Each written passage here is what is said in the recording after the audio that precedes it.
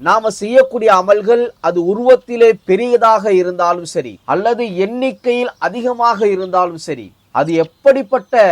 நன்மைகளாக இருந்தாலும் அந்த மனிதனிடத்திலே இறையச்சம் இல்லை என்று சொன்னால், அந்த மனிதனிடத்திலே தக்குவா இல்லை என்று சொன்னால்,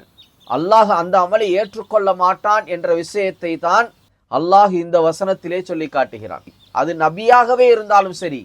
அல்லது நபியினுடைய குடும்பத்தை சார்ந்தவராக இருந்தாலும் சரி, அல்லாஹு ஜல்ல ஷானுஹு தஆலா அவர்களிடத்திலே தக்குவா இல்லை என்று சொன்னால், அவர்களிடத்திலே இறையச்சம் இல்லை என்று சொன்னால், அந்த அமல்களை அல்லாஹ் ஏற்றுக்கொள்ளவே மாட்டான் என்ற விஷயத்தை தான் இந்த வசனத்திலே அல்லாஹ் நமக்கு தெளிவாக சொல்லி காட்டுகிறார். அல்லாஹ்விற்காக வேண்டி நாம செய்யக்கூடிய அமல்கள், அல்லாஹ்விற்காக வேண்டி நாம செய்யக்கூடிய நன்மைகள், அல்லாஹ்விற்காக வேண்டி நம்ம செய்யக்கூடிய எண்ணற்ற விஷயங்கள் அது அல்லாஹ்விடத்தில் ஏற்றுக்கொள்ளப்பட வேண்டும் என்று சொன்னால், நிச்சயமாக நம்முடைய உள்ளத்திலே தக்குவா என்ற இறையச்சம் இருக்க வேண்டும் என்ற விஷயத்தை அல்லாஹ் இங்கே தெளிவாக சொல்லி காட்டுகிறான். அருமை